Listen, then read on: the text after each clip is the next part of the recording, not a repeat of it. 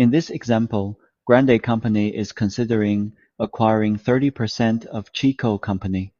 Chico's balance sheet shows $500,000 in assets and $300,000 in liabilities, giving it a net book value of $200,000.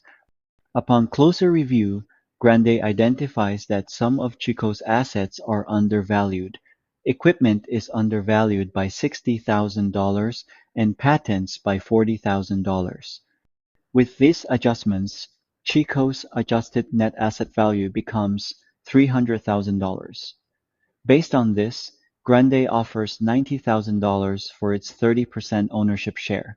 Let's break down Grande's $90,000 payment. The book value of the 30% equity interest is $60,000, so Grande is paying $30,000 above book value. That $30,000 excess is traceable to two specific asset undervaluations: $18,000 to equipment and $12,000 to patents. There is no unassigned excess in this case, so no goodwill is recorded. Under the equity method, excess payments attributed to depreciable or amortizable assets must be amortized.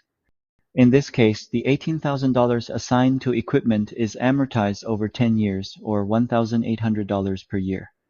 The $12,000 assigned to the patent is amortized over 5 years, or $2,400 per year. Combined, that's $4,200 in annual amortization to be recorded by Grande. Here's how Grande records that amortization for the first year. The journal entry is debit equity in investee income for $4,200 and credit investment in Chico Company for $4,200. This reduces both the reported income and the carrying amount of the investment, reflecting the portion of the investment cost that is being expensed over time. Now let's adjust the scenario. Suppose Chico's owners reject the $90,000 offer and Grande increases its bid to $125,000. The book value of the 30% equity remains $60,000, making the new excess payment $65,000. Of this, $18,000 is still allocated to equipment and $12,000 to patents.